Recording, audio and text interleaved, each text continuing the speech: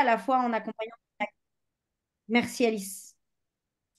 On accompagne donc à la fois des personnes qui créent des nouveaux projets, qui sont entrepreneurs. On accompagne aussi dans les grandes entreprises. On a tout un nombre de programmes qui sont en présentiel ou en distanciel, qui durent de quelques heures à plusieurs mois. Et on a un de nos programmes principaux, le programme principal qui est le parcours entrepreneur, qui est un accompagnement de 6 mois pour des personnes qui donc créent leur projet à impact social et ou environnemental. On accompagne une cinquantaine de projets par an. Voilà, ça fait 10 ans. Donc, avec aussi d'autres parcours en marque blanche, on a plus de 750 entrepreneurs aujourd'hui accompagnés, dont certains qui sont nos invités aujourd'hui et plein d'autres que vous connaissez peut-être. Drive to Nu, We Dress Fair, Yuka, Meet My Mama, voilà, et plein d'autres. Cet événement d'aujourd'hui, il est dans le cadre de l'appel à candidature de ce parcours entrepreneur qui a démarré là, il y a une semaine environ, qui va durer jusqu'à fin mai. Et donc, on organise pendant tout cet appel à candidature un ensemble d'événements un peu partout en France. Il y a 14 événements dans 9 villes et 4 en distanciel, enfin en ligne comme celui-ci. Et donc, on a voulu faire cet événement sur la réplication de projets. C'est presque un comble parce que, comme je vous disais à l'instant, nous, notre cœur de métier, c'est d'accompagner la création de projets voilà, à impact. Depuis 10 ans, c'est ce qu'on fait, c'est accompagner des projets à se lancer. Mais nous, justement, on avait à cœur cette année. Il y a eu pas mal d'évolutions dans le parcours, évidemment, tout au long de ces années. Et cette année, notamment, on veut l'ouvrir à des personnes qui sont pas seulement des créateurs de projets, mais aussi des réplicateurs. Et on va en parler, on va aussi définir plus ce que c'est que cette notion. Voilà, on trouvait qu'à la fois ça faisait sens par rapport aujourd'hui à nos convictions face ce métier d'entrepreneur, à ce que elle marche pas cette phrase, à ce que doit être l'entrepreneuriat aujourd'hui, notre vision de l'entrepreneuriat, et aussi cohérent avec notre histoire, puisque Ticket, nous, on est issu on s'est inspiré d'un projet existant indien pour se créer il y a 10 ans. Donc nous-mêmes, on est une forme de réplication. Donc voilà, on est convaincu que c'est super important aujourd'hui et que les personnes qui voilà, répliquent des projets existants sont tout autant des entrepreneurs que des personnes qui vont créer des projets. Donc c'est pourquoi on a voulu ouvrir notre appel à candidature à ces profils et on a trouvé ça important et intéressant de venir discuter de ce sujet avec ceux bah voilà, qui connaissent le mieux cette forme d'entrepreneuriat. Et donc, je suis très, très, très heureuse aujourd'hui d'avoir nos trois invités qui vont pouvoir échanger là-dessus avec nous. Je vais vous les présenter hyper rapidement pour voilà, que vous ayez un aperçu de qui ils sont. Et ensuite, bien sûr, je prendrai un mini temps de définition et on passera à l'échange. Alors, je commence par qui? Je commence par Chantal. Bonjour. Chantal, bonjour. Est-ce qu'on doit encore te présenter? Je ne sais pas, tellement tu es une figure de l'entrepreneuriat social. Chantal, donc fondatrice du réseau Montmartre, une organisation qui lutte pour l'égalité des chances et qui a aidé depuis 2001 plus de 10 000 enfants à explorer leur potentiel par les arts à travers des ateliers voilà, périscolaires. Tu es Ashoka Fellow et aujourd'hui tu es présidente de Bleu Blanc Zèbre. Donc c'est plus pour cette partie de ton activité qu'on t'a invité aujourd'hui, puisque Bleu Blanc Zèbre, c'est une association qui œuvre pour la coopération entre différents acteurs de la société, que ce soit des citoyens, des entreprises, des associations, les pouvoirs publics, pour résoudre des problèmes sociaux concrets, notamment avec la labellisation de projets à impact existants, d'initiatives qui marchent pour être répliquées. Et aujourd'hui, si je ne me trompe pas, vous avez 400 projets labellisés à peu près. Exactement. Voilà. Voilà. Donc, vous êtes des experts de ce sujet en Mm, France. mm. Adèle, je me permets, en fait, je suis Oui, directrice générale. On a un président qui direct. s'appelle Christian Pardon, Leroux. bien Voilà, sûr, c'est une bien petite sûr. précision. Merci, Merci. directrice générale, et merci. Voilà pour Chantal. On a aussi Laure Brouard, qui est la cofondatrice de Snowball Effect. Tu as créé Snowball Effect en 2019, qui est une organisation dédiée à la réplication de projets à impact social à travers l'Europe. Donc, tu as vraiment une dimension européenne, internationale. Tout est en anglais, mais heureusement, tu es quand même française. Donc, tu peux... Heureusement, Oh yeah, je oh suis yeah, française. oh yeah. Et donc voilà, ton organisation identifie des solutions locales efficaces qui vont pouvoir être adaptées, mises en œuvre dans d'autres contextes, du coup, d'autres pays avec des contextes évidemment spécifiques. Tu as une double casquette puisque tu es aussi une alumni de notre parcours entrepreneur de 2015, hein. Oui, c'est ça, ouais. Ça remonte. Et tu as été aussi membre de notre équipe pendant plusieurs années. Donc voilà, plein de casquettes qui font que je suis très très heureuse de te retrouver aujourd'hui, Laure. Merci d'avoir accepté l'invitation. Pareil. Merci à vous. Et notre dernier, mais pas des moindres, Étienne Touvenot. Étienne, c'est le cofondateur de l'association Les Petites Cantines, un réseau de cantines de quartier participatif qui vise à recréer ou créer du lien social entre citoyens. Vous avez démarré à Lyon avec ta cofondatrice Diane. Et aujourd'hui, vous vous êtes étendu partout en France, puisqu'il y a 13 cantines ouvertes en France et je crois 24 en préparation. Donc voilà, vous êtes un super exemple de modèle qui marche et qu'on réplique. Tu es aussi un alumni 2015 du programme. Et tu es le seul redoublant du parcours entrepreneur, puisque Étienne a refait le parcours cette année avec un nouveau projet. Voilà. Donc, donc, tu es le seul. Voilà. Il en faut bien des redoublants. C'est très beau. Merci à tous Bonjour les à trois. tous. Merci beaucoup d'avoir accepté l'invitation pour parler de ce sujet, avec donc vos casquettes différentes, à la fois d'experts et aussi bah, d'entrepreneurs qui a vécu ces réplications. Je vais vous évidemment arrêter de parler et vous passer la parole dans quelques instants, simplement pour les personnes qui nous rejoignent et qui ne savent pas forcément de quoi on parle. On avait envie déjà de commencer par un temps de définition. Je vais vous dire un peu une définition classique qu'on trouve un peu dans les livres. Et puis après, je vais surtout demander à nos différents invités eux, donner leur vision, leur définition de ce que c'est que la réplication de projet à impact. Et je précise d'ailleurs que tout au long, n'hésitez pas, je sais qu'Alice vous le dit dans le chat, n'hésitez pas à poser des questions. Je pourrais en prendre au fur et à mesure et il y aura un temps d'échange à la fin avec vous. Donc moi, très rapidement, ce qu'on trouve un peu quand on cherche sur Internet pour donner une forme de définition. Donc, la réplication d'un projet, c'est un processus par lequel un projet, une initiative à succès va être reproduit, adapté dans différents contextes ou lieux, avec dans le cadre, quand c'est le cas d'une innovation sociale, bah, la volonté évidemment d'étendre l'impact de cette innovation sociale à d'autres populations ou régions. Et donc, parmi les formes les plus courantes de réplication, il y en a plein, mais il y a la réplication directe, donc une copie exacte du projet, copier-coller. Il y a une adaptation, donc quand le projet est adapté à des conditions locales. Il y a ce qu'on appelle une innovation inspirée, donc c'est typiquement Ticket for Change. C'est voilà, on a repris des idées, des principes clés d'un projet qui existait en Inde et on l'a complètement remixé pour faire un nouveau modèle en France. Et il y a aussi un modèle de franchise,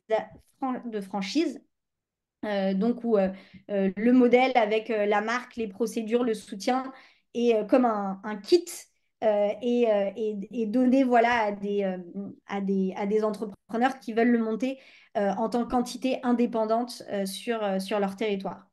Voilà, pour faire simple et pour pas rentrer dans trop de détails. mais c'était quand même important de donner une première définition.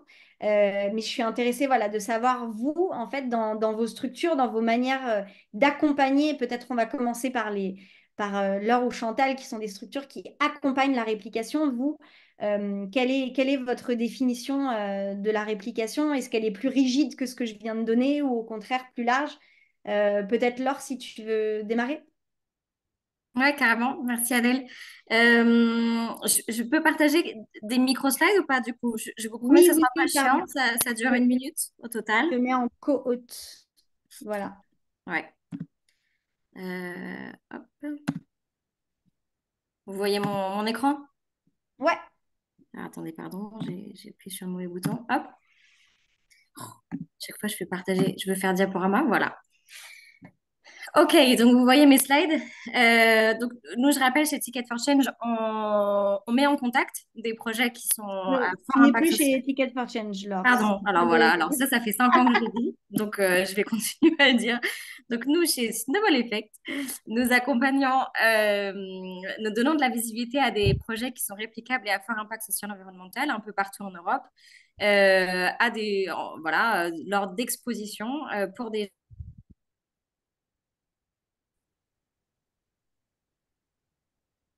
Ah, Ça bug. ça bug, on est d'accord? Ok, ce Oui. n'est pas que moi. Alors Non. ça, c'est... Nous n'avons plus l'or. Nous avons perdu Laure. grands types de modèles. Ah, Laure, tu nous entends? Alors ça. Bon, eh Elle a bien, été déconnectée. ouais, elle a été déconnectée. On Que va je prenne attendre le que... relais? C'est Ouais, je veux déconnecté. bien, Je suis merci. là. Ah, Je suis là. Ah, Je suis revenue. ok. ok. Je On sais pas ce qui s'est on passé. t'a pas du tout entendu, du coup. Tu commençais. D'accord. Donc, je disais, en gros, nous, chez Snowball, on repère 3 grands types de modèles qui peuvent exister. Le premier, c'est celui que les gens connaissent le plus souvent, malheureusement avec les exemples de McDonald's et Starbucks, c'est j'ouvre la même marque sur un autre territoire et c'est exactement la même entreprise et c'est ce qu'on appelle la franchise.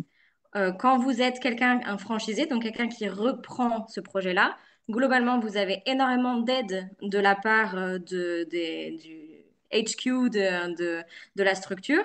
Par contre, vous avez peu de droits de propriété, c'est-à-dire que si vous voulez changer la couleur du logo de McDo ou changer la recette, vous allez clairement devoir demander l'aval de la direction.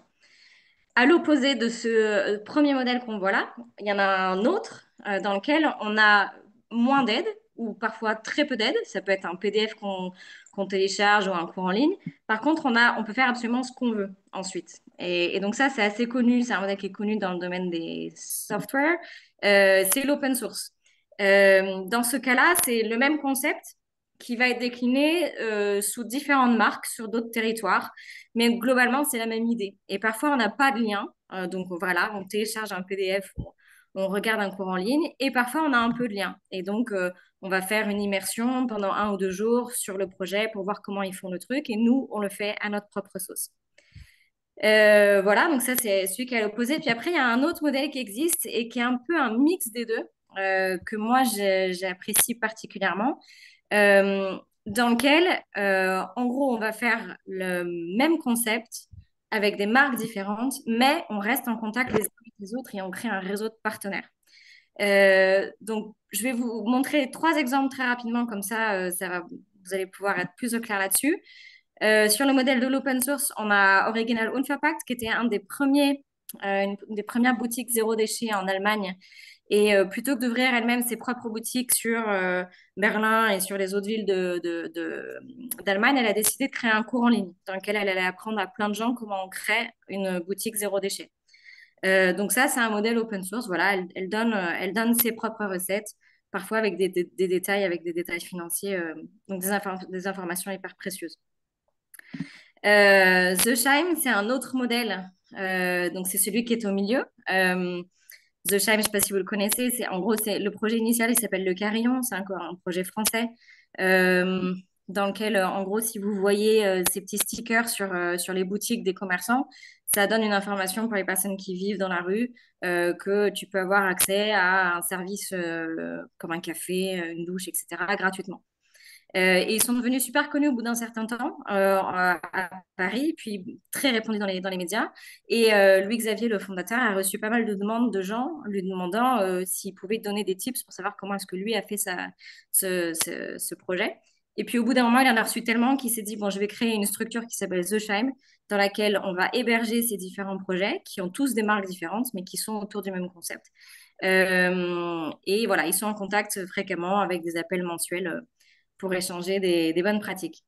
Et puis le dernier, c'est la fresque du climat. Ça, c'est un exemple de licence. Donc, c'est vraiment la même marque qui va sur plein de territoires différents. Je trouve que leur modèle est absolument génialissime. Je ne vais pas rentrer dans les détails parce que j'imagine que vous connaissez la fresque du climat. Mais voilà, c'était pour vous donner un aperçu des 3 grands modèles qu'on peut rencontrer et qu'en tout cas, nous, on a formalisé comme ça chez Snowball Effect.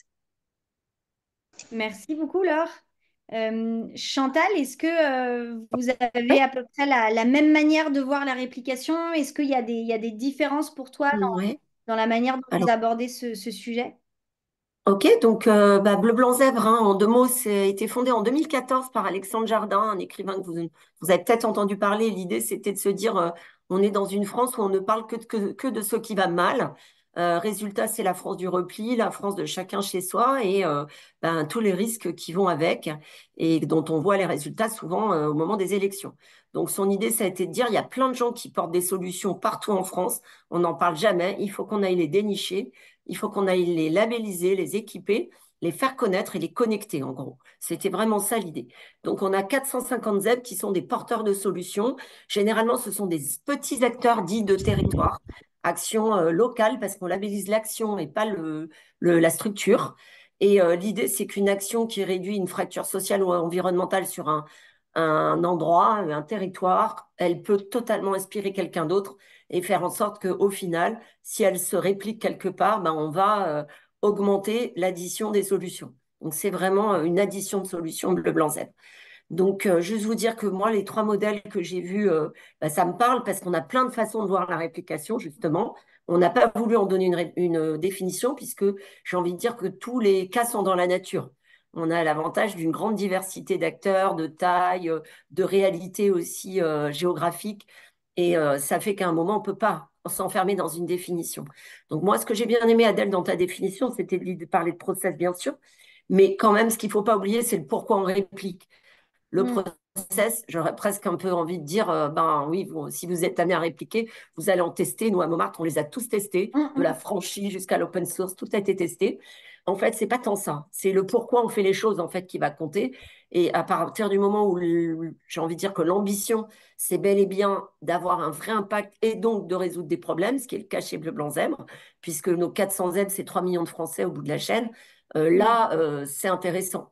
Donc, mm. dans le concept et la définition que vous donnerez, ne vous éloignez jamais du pourquoi. Qu'est-ce que vous cherchez à faire, en fait? Parce que moi, j'ai vu beaucoup de modèles aussi qui partaient un peu à la dérive parce qu'ils avaient oublié le pourquoi. Donc, je me permets de leur dire parce que c'est 23 ans de terrain et Yeah. de choses qui sont assez basiques, mais il faut le redire. Donc, nous, chez les zèbres, hein, le premier modèle où on verrait un zèbre qui est plutôt sur une croissance organique et qui décide de dupliquer avec la même marque sur un autre territoire. Donc, je suis sur l'habitat dans le nord et je vais aller répliquer dans l'est de la France. On les a. On a ces porteurs-là. On a des zèbres qui peuvent être assez connus. Montmartre est un zèbre d'ailleurs. Enfin, vous connaissez plein de modèles qui ont fait ça. Mais on a aussi des zèbres qui, à un moment, vont inspirer quelqu'un d'autre à l'autre bout de la chaîne et qui sont OK pour dire, moi, mon initiative, je ne la garde pas, c'est pas ma propriété. Et on a le cas où une collectivité reprend l'idée, puisque nous, on les connecte avec les élus locaux. L'objectif, c'est que les élus locaux, ils sont face à des difficultés de territoire et local. Ils ont souvent peu de moyens pour résoudre leurs problèmes. On a des dotations aux villes qui ont baissé. C'est quand même la tendance depuis pas mal d'années. Et résultat des courses, ils n'ont souvent pas les cellules innovation, développement et recherche dans leurs propres organisations de mairie. Une mairie, c'est une entreprise, hein, quelque part. Et du coup, l'idée de rencontrer un ZEP qui a fait ça dans une autre région et de se dire pourquoi moi je ne le développerais pas moi-même? Pourquoi moi, en tant qu'élu, je ne peux pas porter une solution? Si. ben, je suis en open source et là, je récupère le savoir-faire du Z. C'est OK, on les met en contact. Et là, pour le coup, on organise les rendez-vous et ça se transmet. Donc, on est vraiment là-dedans. Et puis à côté, ben, l'autre exemple, ça serait un zèbre qui inspire un autre zèbre et qui prête son projet à un autre zèbre, qui se met en réseau parce que l'autre zèbre, il est très proche de la même histoire. Ils ont la même ambition, la même vision, les mêmes valeurs. Et à un moment, ils se disent, ben, on va s'allier parce que toi, OK, tu es dans le nord, moi, je suis dans l'est. Celui du nord, il n'a pas pour vocation forcément à se développer. C'est pas forcément son ambition au sens d'entrepreneur. Il peut avoir envie de rester tout seul chez lui et pourquoi pas, peu importe. Mais par contre, il est OK pour qu'un autre Z qui lui a peut-être plus de capacité à ce moment-là à les répliquer parce que des partenariats plus forts, ben, puisse aller le faire, en fait, tout simplement. Donc, nous, on le voit très large. En tout cas, ce qui compte, c'est réellement cette première phase de dire, il y a plein de gens qui inventent plein de trucs, c'est pas la peine de réinventer. C'est pour ça que j'aimais bien aussi le thème de ce webinaire, c'est de dire, est-ce qu'il faut tout le temps tout recréer quand quelque part, il y a des gens qui ont déjà une espèce d'infrastructure, exemple de la mairie, et qui pourraient la reprendre plus facilement. Ça prendra moins de temps, ça coûtera moins cher, et au final, on aura touché des bénéficiaires en face. Voilà, je ne sais pas si ça répond à C'est la question. parfait. Merci beaucoup, Chantal.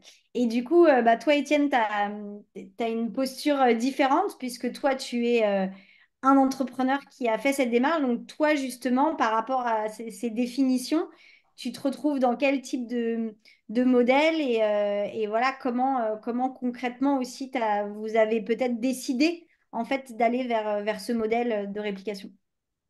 Alors, aux petites cantines, au final, on a eu trois modèles différents.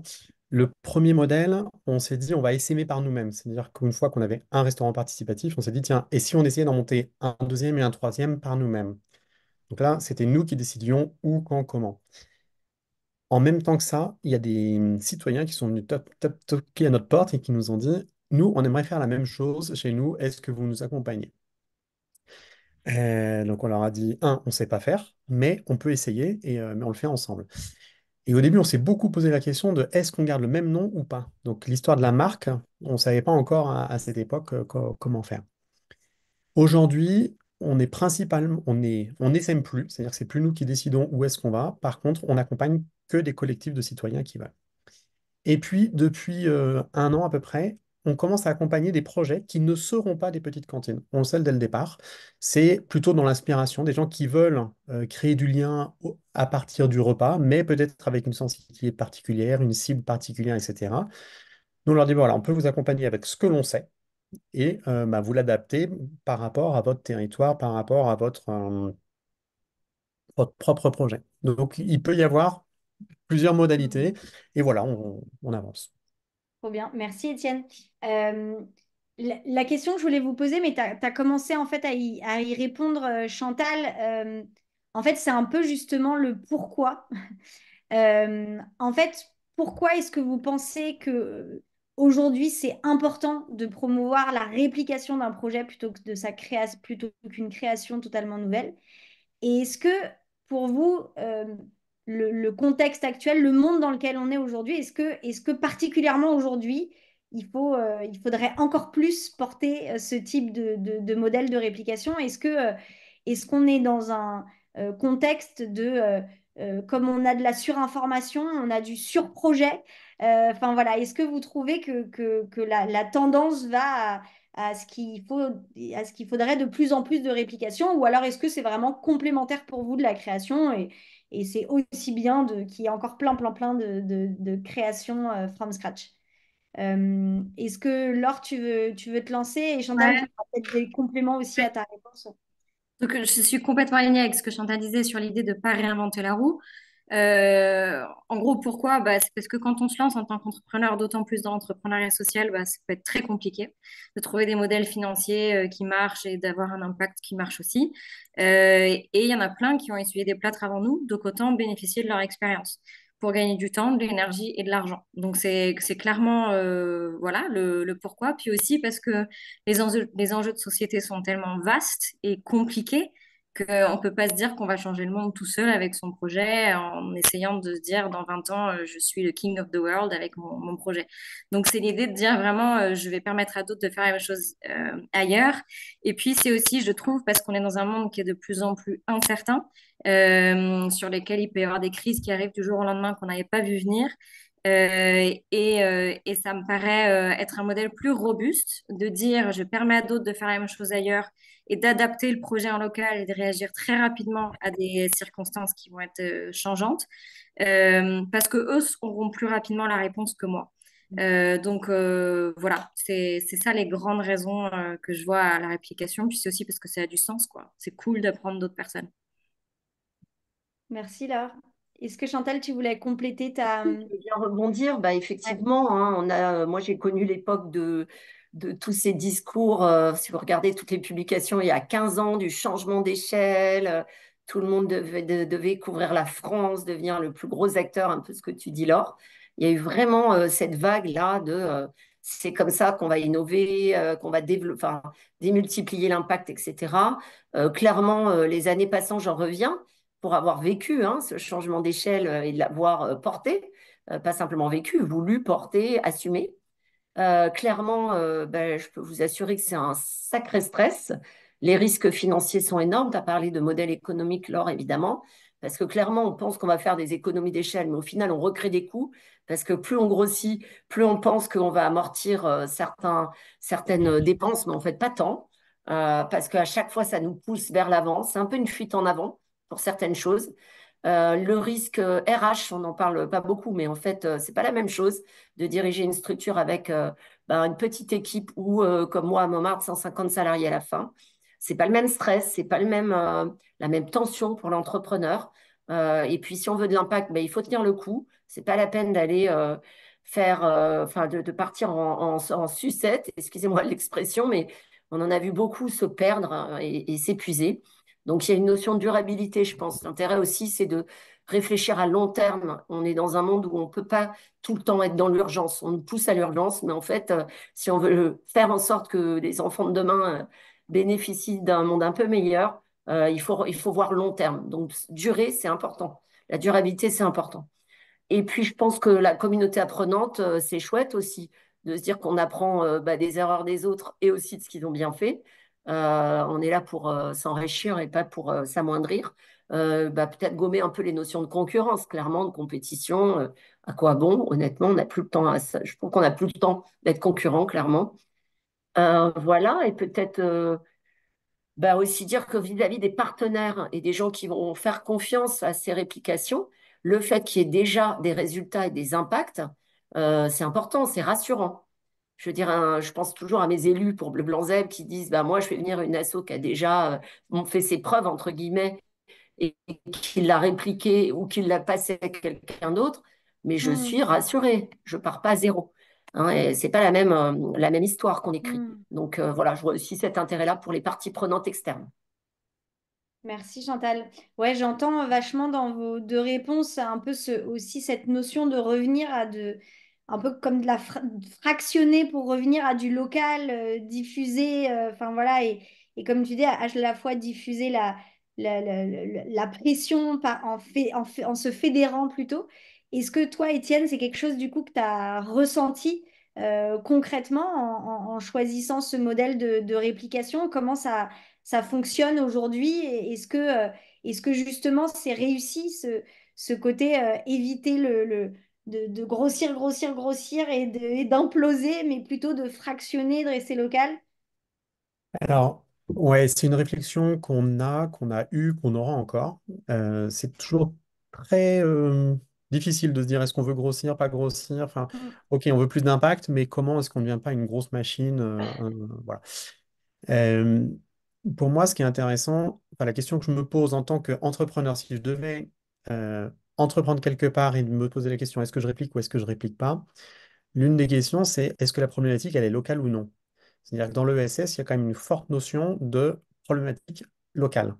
Et donc, se dire dans quelle mesure le problème auquel je m'attaque, il est très spécifique à mon territoire, euh, un peu spécifique, pas du tout spécifique. Et là, on peut se dire, est-ce que je peux facilement répliquer ou est-ce que je vais devoir adapter ou est-ce que je vais devoir créer? Il y a des thématiques qui sont nationales, voire internationales. Donc là, il n'y a pas trop de difficultés à répliquer, mais parfois à adapter. Et notamment adapter soit au local, soit au profil des porteurs de projets, de ces nouveaux entrepreneurs. Et pour moi, ça, c'est très important qu'ils se posent la question de quels sont mes besoins, moi, en tant qu'entrepreneur, quelles sont mes envies. Il y en a qui sont très créatifs. Ben, quand on vient répliquer quelque chose en mode franchise, on a beaucoup plus de difficultés à mettre en œuvre de la créativité. Est-ce que j'ai besoin d'autonomie? Est-ce que j'ai besoin plutôt d'aide? Quels sont mes talents, etc. Et là, du coup, la diversité de propositions est intéressante et il faut bien se connaître pour se dire dans quel endroit je serai le plus à l'aise. Voilà. Et il y a une chose qu'on n'a peut-être pas beaucoup en tête, hein, c'est qu'on voit beaucoup le démarrage, hein, en disant, ouais, le démarrage, j'aurai de l'aide ou j'en aurai pas, etc. Mais Chantal en a parlé, il y a comment, enfin, Laure aussi, sur moi, ce que j'appelle, enfin, ce que nous, aux petites cantines, on vit, c'est le réseau. C'est-à-dire dans le fonctionnement, en fait, le fait de pouvoir s'entraider, partager, etc., etc., ça, c'est hyper, hyper, hyper important. Qu'on soit de même marque ou pas, etc., ça, c'est encore différent, mais le réseau est super, super important. Merci Étienne. Là, tu parlais à l'instant euh, du fait que bah, voilà, il y a l'importance de s'adapter au contexte local, aussi à la personnalité de l'entrepreneur. Je voulais rebondir là-dessus. Selon vous, en gros, c'est quoi les défis majeurs qu'on rencontre lors de la réplication de projets? En fait, est-ce qu'il y a des défis spécifiques à la réplication par rapport à une création de projet en propre. Et comment vous, bah, en tant que structure accompagnante, comment vous accompagnez ces défis spécifiques et peut-être toi aussi, Étienne, après, comment toi tu les as vécus. Chantal, est-ce que tu veux rebondir là-dessus? Pardon? Oui, excusez-moi. Bah, j'ai l'impression que chaque réplication est quelque part une création, en fait. Il n'y a Hmm. jamais deux cas pareils. On aura beau avoir tout prévu, en fait, on passe notre temps à régler les voiles, en fait, hein. Il n'y a pas juste Euh, un PDF à prendre, un mode d'emploi? Ben, en fait, ça serait bien, ça serait bien, mais on voit, hein, on le voit avec les zèbres. Je trouve ça intéressant, Étienne, ce que tu disais sur le territoire. Évidemment, ça n'a rien à voir d'un village à un autre, d'un QPV à un autre, même si pour autant les caractéristiques sont communes. On pourrait se dire une petite commune de 250 habitants et une autre, on reproduit le modèle et c'est bon, on réplique. Ben non, en fait. Non, parce que, il y a une histoire, il y a une ambition d'une ville ou pas. Si c'est pas porter le projet, ben, on n'aura pas la même vitesse, on n'aura pas le même résultat. Il y a plein de choses qui bougent, quoi. Le profil des bénéficiaires, il faut vraiment regarder. Et ça me fait vraiment dire que le plus important, c'est toujours d'être en réponse à un besoin et donc de bien connaître le besoin auquel on s'adresse. Si ça, on le re-questionne pas, on peut pas répliquer. Pour moi, il y a quand même un travail à faire. Quand on recrée une réplication, enfin, quand on réplique, on peut pas se dire, je me fais l'économie de ça. Il y a une mini petite étude à faire au préalable. Ça serait peut-être un peu la subtilité. Et les parties prenantes, ce sont pas les mêmes. Parce qu'il faut aussi savoir qu'on s'aperçoit que les politiques publiques, même si elles sont nationales, elles sont souvent déconcentrées avec d'autres personnes qui les portent au niveau local. Je pense, je vous donne un exemple, caisse d'allocation familiale, c'est les mêmes dispositifs partout. Redescendu sur les départements, ben, vous allez vous apercevoir qu'ils ne vont pas les appliquer de la même façon d'un département à un autre. Et pour autant, ils ont la même feuille de route et les mêmes lignes budgétaires.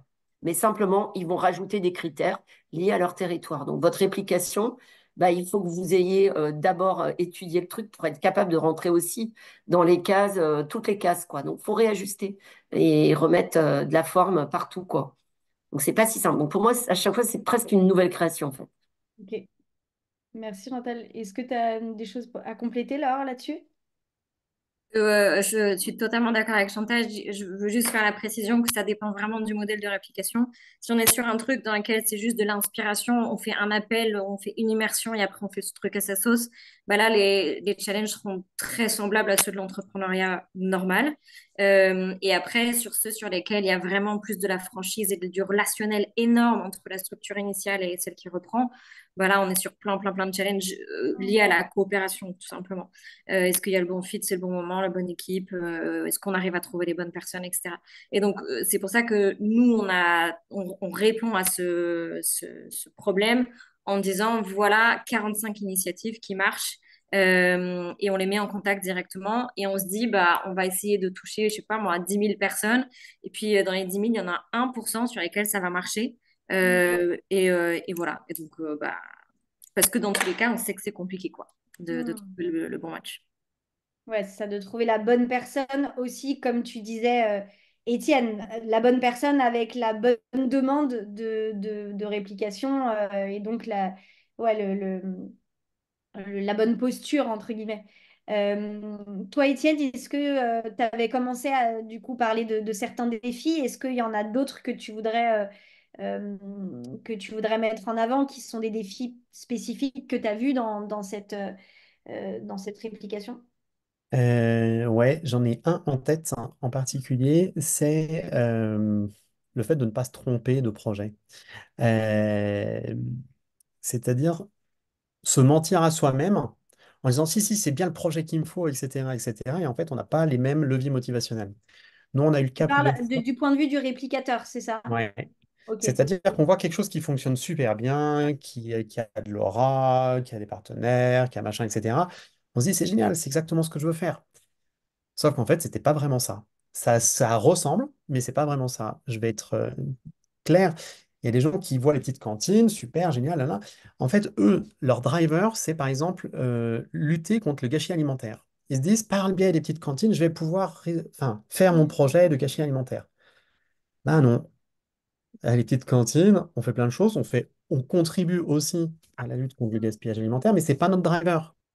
Donc, à un moment, il va y avoir une tension parce que tu vas pas te retrouver dans ce que tu as envie de faire. Il y en a qui, ah tiens, je vais pouvoir être en accompagnement de publics en précarité, etc. Non, c'est pas parce que nous, on en accueille que c'est notre axe. Donc, il faut bien essayer de dire quel est le driver. Et, enfin, on prend souvent cette expression petite cantine de fiançailles. Enfin, il y a un moment où il faut vraiment vérifier qu'on est bien aligné entre le futur porteur de projet et réplicateur et la structure. Donc, à quel problème on s'attaque? Voilà, il faut vraiment être en transparence l'un et l'autre parce que même pour la structure qui a envie de répliquer, on est très content qu'il y ait des porteurs de projet. Ouais, mais attention, enfin, voilà, c'est l'un des défis pour moi. Si je peux rebondir sur ce que vient de dire Étienne, un autre écueil qu'on a vu énormément au début de Snowball Effect, c'était de voir des entrepreneurs qui se disent, tiens, ce truc a marché, donc en fait, si je fais un copier-coller, c'est sûr que ça va marcher aussi.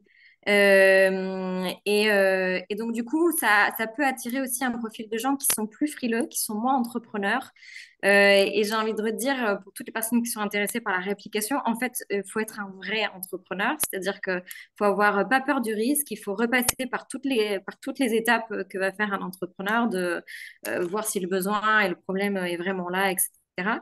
C'est juste que c'est trop cool parce que vous allez bénéficier de l'expérience d'autres personnes avant. Mais en fait, voilà, c'est pas un copier-coller. Il y a énormément d'adaptations à faire à votre territoire et à vos envies. Et c'était pour rebondir sur ce que disait Ouais. Étienne. Peut-être dans la continuité de ce que vous dites, le conseil, c'est d'aller voir, d'aller sur le terrain. On ne reprend pas un projet, on ne réplique pas un projet sans avoir vécu l'expérience du projet.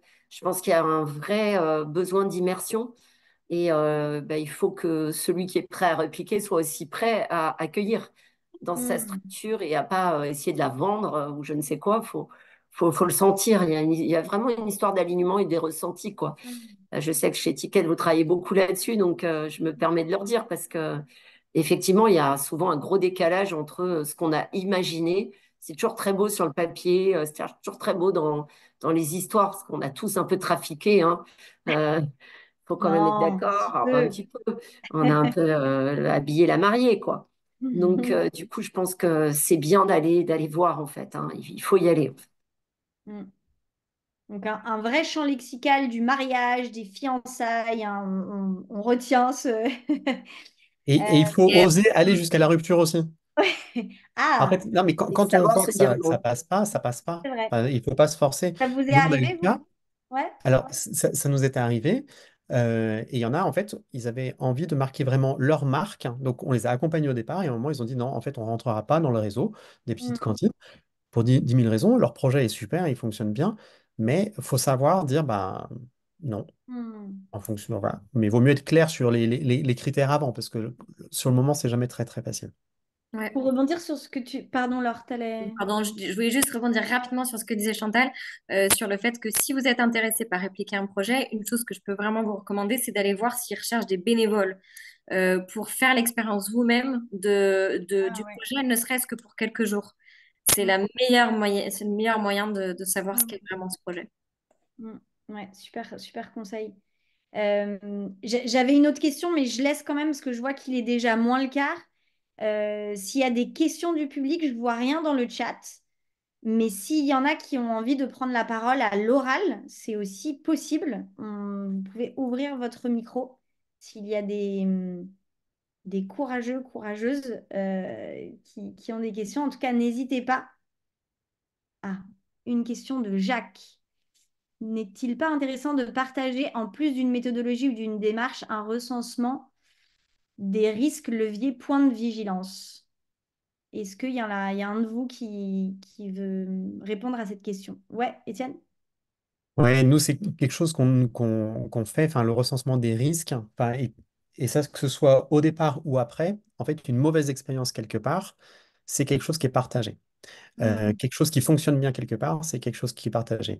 Donc, les leviers, typiquement, le modèle économique d'une petite cantine, on voit qu'il y a plusieurs leviers pour que le modèle économique fonctionne. Il y en a quelques cantines qui vont fonctionner sur l'un, d'autres sur l'autre. En tout cas, ce qui est hyper important, c'est de le partager. Voilà. mm, Peut-être, sur le référentiel, ce qui est intéressant aussi de regarder sur la réplication, c'est la colonne vertébrale, le non négociable. Parce que là, effectivement, hein, les leviers, les freins, le modèle économique, tout ça, bien sûr, qu'est-ce qui fait que ça marche? Mais aussi, ce qui fait qu'on aura de l'impact, c'est souvent lié à la qualité qu'on a apportée, au non négociable, ce sur quoi on a vraiment apporté du soin, et qui va produire l'impact. Parce que si on fait mm, pas ça, on n'aura pas l'impact, en fait. Je sais pas si je suis claire dans ce que mm, j'explique, mais mm, voilà, nous, je sais que, enfin, je reprends ma casquette Montmartre, on nous a souvent demandé de refaire des Montmartre, mais avec plein de dimensions qu'ils oubliaient, qu'on ne voulait pas faire. Du type, bah, moi, je mm, ne vais pas accueillir les parents, ils attendront dehors. Bah, non, en fait. Parce que mm, dans la réussite éducative des enfants, était intégré 100% le fait que tous les soirs, on accueillait chaque parent individuellement, etc. Parce que c'est ça qui fait qu'on arrivait à avoir une continuité et qu'à la fin de l'année, l'enfant avait été vraiment embarqué, il avait bah, acquis un grand potentiel en fait. mm, Et ça, mm, ça passait aussi par là. Donc il y a des choses non négociables. Et je pense que ça, tout le monde l'a pas fait l'exercice, mais mm, mm, mm. ça me semble Ouais. important. Savoir sur quoi on peut lâcher du lest ou pas, quoi. Il y a Camille et puis après il y a Blandine qui a levé la main, mais donc Camille qui a identifié un projet qu'elle aimerait répliquer. Elle connaît déjà un peu la porteuse de projet. Quels conseils pour initier cette réplication? Alors il y avait déjà des premiers conseils. Laure, tu disais voilà, de faire du bénévolat si c'est possible, hein, si c'est ou de Chantal, tu parlais d'immersion sur le terrain. Je pense que ça, c'est des super conseils. Est-ce qu'il y en a d'autres qui vous viennent pour initier ce Mais projet? j'ai juste envie de poser une question, de savoir où est-ce qu'elle est, dans la même région, pas la même région, dans un autre pays. Ah, oui. Ça peut avoir ça peut faire une différence. Je passe une petite page pub juste pour l'Union européenne qui fait quand même des trucs cool. Il y a un programme qui s'appelle Erasmus for Entrepreneurs qui permet de financer le voyage de quelqu'un qui veut aller visiter un projet ailleurs en Europe pendant plusieurs semaines, voire mois. Donc, ça peut être aussi, si vous êtes intéressé par un projet qui est ailleurs en Europe, ça peut être une porte d'entrée de dire est-ce que ça t'intéresserait que je sois bénévole pour ton asso pendant quelques temps? Il y a juste des démarches administratives à faire avec l'Union européenne. Erasmus for Entrepreneurs. Génial. Si je peux intervenir, donc Camille Guibaudot, merci déjà pour votre réponse. Le projet n'est pas forcément un projet associatif, déjà c'est un projet entrepreneurial aussi, donc c'est la question que je me pose parce que je pense que c'est plus facile d'être bénévole et d'aborder une association pour répliquer une structure à caractère commercial, même si c'est de l'ESS. Moi, mon idée, c'est de le faire sur un autre territoire, sachant que l'entreprise de base est basée à Paris et donc rayonne quand même déjà un peu.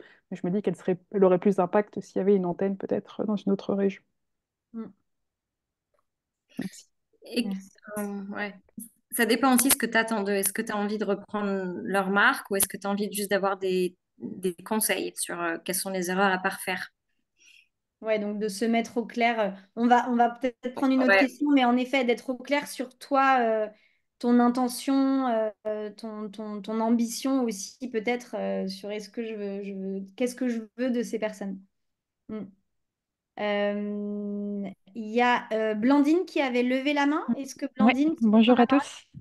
Merci pour ce webinaire hyper inspirant. Camille, j'espère que tu ne seras pas trop frustrée parce que je pense que ma question est assez en lien avec la tienne. Euh, dans le cadre d'une volonté de réplication, mais d'une entreprise du coup qui n'aurait pas forcément souhaité être répliquée, qui n'est pas forcément contre non plus, mais qui ne s'est pas positionnée, comment est-ce qu'on peut instaurer une logique justement de partenariat, euh, réplication, partage de bonnes pratiques plutôt qu'une logique de concurrence? Est-ce que vous auriez des conseils là-dessus? Et pas déjà voir ce sur quoi vous êtes alignés, les points éventuellement de divergence et de d'écrire. Enfin, moi, je crois beaucoup à la force de l'écrit au sens, il faut contractualiser quelque chose qui délimite, en gros, un peu les droits, les obligations des deux côtés, ce que vous êtes prêt à partager, ce que vous ne partagerez jamais. Enfin, je crois faut écrire le projet de coopération, en fait. C'est pas, il n'y a pas besoin de juriste pour ça. C'est déjà poser les bases, à mon sens, et de les challenger un petit peu. Parce que quand on passe à l'écrit, tout d'un coup, on se rend compte que, ah oui, on n'y a pas pensé. Ah bah ça, ah bah non, mais ça, on n'est pas d'accord. Enfin voilà, ça contraint l'écrit. Moi, j'aurais envie de dire ça. J'aimerais bien rajouter quelque chose sur le fait que, en fait, il y a beaucoup de porteurs de projets aujourd'hui qui peuvent être effrayés par une demande de quelqu'un qui dit j'aime beaucoup ton projet, j'aimerais le répliquer. Parce que tout de suite, ils vont imaginer ah, il faut des financements, ça va me prendre du temps, franchement, j'ai d'autres choses à faire. Donc, si vous voulez commencer à mettre un pas dans la porte vers de la coopération avec quelqu'un, je vous propose de faire quelque chose de très simple sur lequel il ne va pas y avoir de doute au départ. Ça peut être de dire salut, j'adore ton projet, il m'inspire énormément. Est-ce qu'on peut faire un appel de 30 minutes, j'ai quelques questions à te poser. Ou bien, est-ce que je peux venir déjeuner avec toi? Ça peut être cool aussi, cette histoire de déjeuner, parce que du coup, la personne va être peut-être moins effrayée, avoir un meilleur feeling avec vous. Mais c'est de pas te parler tout de suite de l'application, en fait. C'est de dire, voilà, ton projet m'inspire, ça te dérange pas de me partager quelques billes sur comment tu l'as fait. Et ensuite, au cours des échanges, vous allez pouvoir voir qu'est-ce qui les intéresse eux, est-ce qu'ils ont vraiment un programme de réplication en tête ou pas quoi. Et puis vous aussi, vous saurez. Et l'une des peurs de l'entrepreneur qui saura répliquer, c'est le temps qui va y passer. Mm. Donc, si vous pouvez le rassurer là-dessus, voilà, ou en tout cas y aller par étapes, ou sinon que ce soit rémunéré, c'est-à-dire que le temps qui passe pour vous accompagner, que ça rentre dans son modèle économique. Lui, sa crainte, ça va être ça. C'est est-ce que je me disperse? Est-ce que c'est trop tôt? Mais il aura ses craintes à lui. Mm. Après, je peux vous inviter à donner les liens de Bleu, Blanc, Zèbre et Snowball Effect pour dire regardez tous ceux qui le font déjà. C'est une tendance qui est de plus en plus courante aujourd'hui, de permettre à d'autres de faire la même chose ailleurs. Voilà, si vous voulez montrer qu'ils ne seront pas un peu chelous de faire ça. Ouais, c'est un super conseil de montrer que ça marche. Et c'est vrai qu'on n'a pas forcément conscience de tout ce qui existe déjà, sont des projets qui se sont répliqués. J'ai l'impression que c'est un peu parfois sous le radar. Et, euh, et peut-être c'est une dernière question très, très, très rapide. Mais je trouve qu'il y a un peu un sujet d'image aussi de la réplication. Je trouve qu'en France, on a un peu, et dans plein de pays, il y a un peu ce mythe de l'entrepreneur et qui a son projet et qui monte son. Et d'ailleurs, Étienne, tu le disais pour le projet avec qui vous avez eu une rupture, il y avait l'enjeu d'avoir sa marque. Et peut-être qu'il y a un truc comme ça de propriété, c'est pas le même statut de répliquer que d'être fondateur. Est-ce que vous voyez quelque chose là-dessus très rapidement avant qu'on termine? Oui, il faut pas négliger la part d'ego. Ouais. Voilà, d'un côté comme de l'autre, il faut être juste lucide et clair là-dessus. Enfin, voilà. Ça en fait partie, en tout cas. Mm. Mais pas que. Enfin, la partie créativité, encore une fois, enfin, là, par exemple, ils avaient commencé à travailler. Nous, on n'avait pas été non plus hyper clair au départ. On ne savait pas si on voulait petite cantine, pas petite cantine. Quand on a commencé avec un nom, eh ben, on aime ce nom, en fait. Quand on a commencé avec une charte graphique, on aime cette charte graphique. Et c'est des moments où ça peut être difficile de Ouais, switcher de l'un à l'autre. Des ouais. choses tout bêtes comme ça. Ouais. Chantal, Laure, si vous voulez rebondir. Moi, je me dis que c'est à chacun d'écrire son récit après. Mm. Ok, on va s'appeler autrement, on va faire autrement, mais on aura quelque chose en commun. Mais il faut écrire une belle histoire, en fait. Je trouve ça très, très beau, moi, de reprendre un projet ou de le continuer. Il y a 30 000 entreprises en France par an qui ne trouvent pas repreneur et qui ferment leurs portes. C'est quand même dommage, c'est une forme de patrimoine qui s'en va, quoi. Mm. Tout recréer, à quoi bon? Enfin, je sais pas, reprendre des actifs, c'est intéressant. Et de Ouais. faire perdurer et de mettre sa patte, quoi. Enfin, Mm. c'est une histoire à écrire pour moi, Mm. c'est tout aussi honorable. Et donc, très en lien avec ce qui a été dit, prendre soin des égos, effectivement, des deux côtés et mettre en place les bons mécanismes de reconnaissance. Chaque structure et chaque personne vont dire, moi, j'ai mon besoin, j'ai ce besoin-là. Et donc, il y en a certains, par exemple, qui vont dire, OK, si tu reprends mon projet, j'aimerais que sur ton site Internet, quand dans la page équipe ou histoire du projet, tu dises que ça a été inspiré par mon projet initialement. Parfois, c'est des micro-détails qui peuvent faire une énorme différence. Mm. Ouais, merci beaucoup pour ces dernières remarques et je trouve ça hyper fort, en effet, cette notion. En fait, dans tout ça, il y a de l'humain. En fait, j'ai l'impression que le message final, c'est toujours l'humain qui joue et qui peut être à la fois magique et à la fois problématique. On parle beaucoup dans l'entrepreneuriat et l'entrepreneuriat social du PFH, du putain de facteur humain. Et je pense qu'il est évidemment aussi fort en réplication. Mais je trouve ça ouais, très, très fort aussi de parler de ces nouveaux récits, de dire qu'en fait, on peut raconter de belles histoires. Je pense notamment, tu parlais des reprises des repreneurs d'entreprises. Je pense à Emery Jacquia qui a repris la Camif, qui aujourd'hui, enfin, enfin, tout le monde le voit comme l'entrepreneur de la Camif. Enfin, il a réussi à créer son histoire et à vraiment mettre sa patte, sa sauce et à donner une autre dimension. Donc, c'est aussi tout à fait Entreprise à possible. mission. Ouais, il est Ouais, entreprise à mission en ouais, plus, hein, il a- tout à fait, tout à fait. Euh, merci beaucoup à tous les trois. Simplement pour terminer en 1 minute, ce que je voulais quand même vous partager. Donc, comme je vous disais, cet événement, il est dans le cadre de la tournée, dans l'appel à candidature du parcours entrepreneur. On fait une tournée d'événements un peu partout en France. Donc, il est toujours possible d'en rejoindre. Il y en a en région partout. Avec ce QR code, vous pouvez voir tous les événements qui sont dans vos régions. Et il y a aussi un événement spécifique le 21 mai avec toute l'équipe du parcours entrepreneur. Si vous voulez vraiment avoir toutes les informations sur voilà, ce parcours, quoi, comment, où, pourquoi, on vous donnera toutes les informations avec toute l'équipe qui a designé le parcours de A à Z. Et voilà, et encore une fois, ce pourquoi on a fait cet événement aujourd'hui, c'est qu'aujourd'hui, on veut accueillir dans le parcours aussi des réplicateurs, puisque nos trois invités l'ont dit extrêmement bien depuis 1 heure. C'est de l'entrepreneuriat pur aussi de répliquer un projet. Il y a besoin d'avoir cette posture entrepreneuriale, quel que soit le format de réplication. Et donc, voilà, on a envie, nous aussi, d'accompagner cette réécriture de récit du réplicateur, de le valoriser, de le mettre en lumière autant que les entrepreneurs, pour faire en sorte que ce modèle se poursuive et qu'on ne réinvente pas toujours la roue, en tout cas quand c'est pas utile de le faire. Parfois, il y a encore besoin de réinventer la roue, évidemment, de créer de nouvelles choses, mais il y a aussi, et vous en avez donné plein d'exemples, plein de modèles qui marchent, et donc autant aller chercher ce qui marche. Euh, Normalement, dans le mail qui vous avait été envoyé hier, il y a déjà le lien vers ce petit programme pour ceux qui veulent se lancer, qui veulent agir dès demain. Il y a un petit programme de 5 jours qu'on a conçu, entreprendre sereinement dans un monde incertain. Voilà, vous trouverez plein plein d'informations pour démarrer votre projet et il vous sera renvoyé demain dans le mail post-événement. Voilà, il est 14h00. Je tiens toujours à terminer à l'heure mes conférences, donc ça va. Merci infiniment à toutes et tous d'avoir été là, d'avoir partagé votre déjeuner avec nous. Merci Chantal, merci Étienne, merci Laure pour vos partages, vos expériences, voilà, et vos...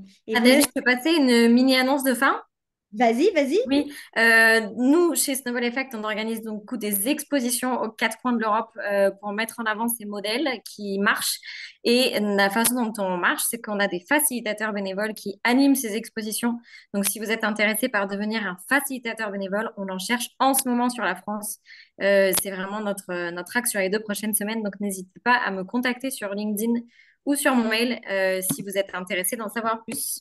Génial. Et Laure, si tu veux, on rajoute ça au mail de demain, comme ça Très pour toutes bien, les personnes. Voilà, envoie-moi les infos et on rajoutera ça. parfait. Ça marche. Merci infiniment à toutes Un et grand tous. merci. Très bonne journée. À très vite. Au revoir. Bonne journée. Bonne journée.